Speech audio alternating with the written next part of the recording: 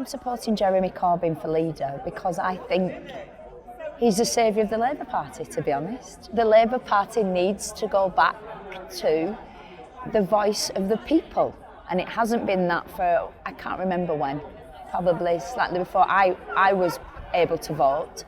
And for me, if I'm honest, I've never been a member of the Labour Party. If Jeremy Corbyn, I've become a supporter so I can vote for him. If Jeremy Corbyn becomes the leader of the Labour Party, they will get my support wholeheartedly. But I think he is the voice of the people, is the voice for justice, for reason, for fairness, and you can't ask more than that. He's the best candidate for the North because he set out a bold and radical economic and industrial strategy. Where I grew up in the 1980s, industry was taken away from us in the North, and we've had decades since where people have been locked in a cycle of poverty and debt. And we need to offer the children and their children's children that we're going to offer them a future. And the only way we can do that is by offering a bold economic and industrial strategy based on manufacturing and other green industries.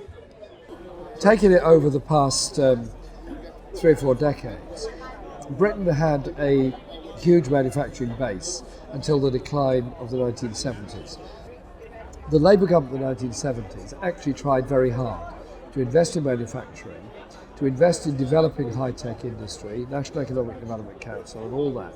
There were some very interesting things going on where the government was trying to encourage high-tech industry, where so we don't just invent things, we also make things. Thatcher came along in 1980, obsessed with a free market economy, obsessed with the destruction of big industries, hence we saw systemically the destruction of the shipbuilding industry straight away, the steel industry, and then of course historically the mining industry, and the promotion of financial services at the expense of everything else. So we now end up with one of the weaker and more unbalanced economies across Europe. Germany and France and Italy have a much better manufacturing base than we do because their governments are interested in manufacturing industry.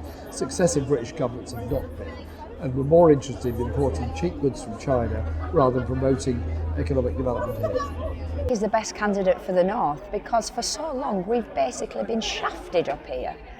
And not just by the Tory party have completely shafted us. Jos Osborne and his Northern Powerhouse, which I was always slightly dubious. Anything that the Tories give us, there's some ulterior motive for that. What we want is surely regional authorities, call it Greater Manchester, call it Met Counties, whatever, that have a clear planning responsibility on transport, all aspects of transport, buses as well as network rail, as well as trams. We also need an industrial development strategy that is locally based, working with the universities particularly, so you build up a research basis and a development basis from it. And that if they're running services, they've got to be properly funded. What the government seems to be doing is actually transferring the responsibility of the cuts in a lot of local services from themselves to local government by underfunding them.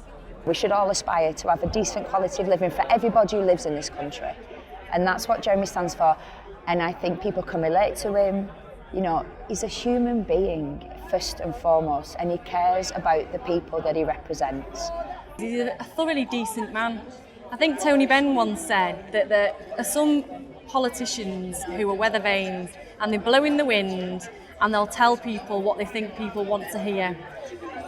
There are other politicians who are signposts, who convince us what we need to believe and what we need to do to secure a better future. And Jeremy is that signpost. He's a thoroughly honest and decent man, and it's that kind of honesty that I want to see brought back into politics once again.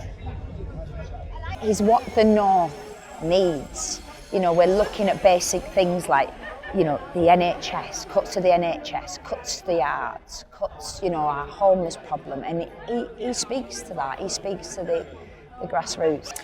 I'm supporting Jeremy because for me he offers us real hope, not just in the Labour Party but in Britain generally.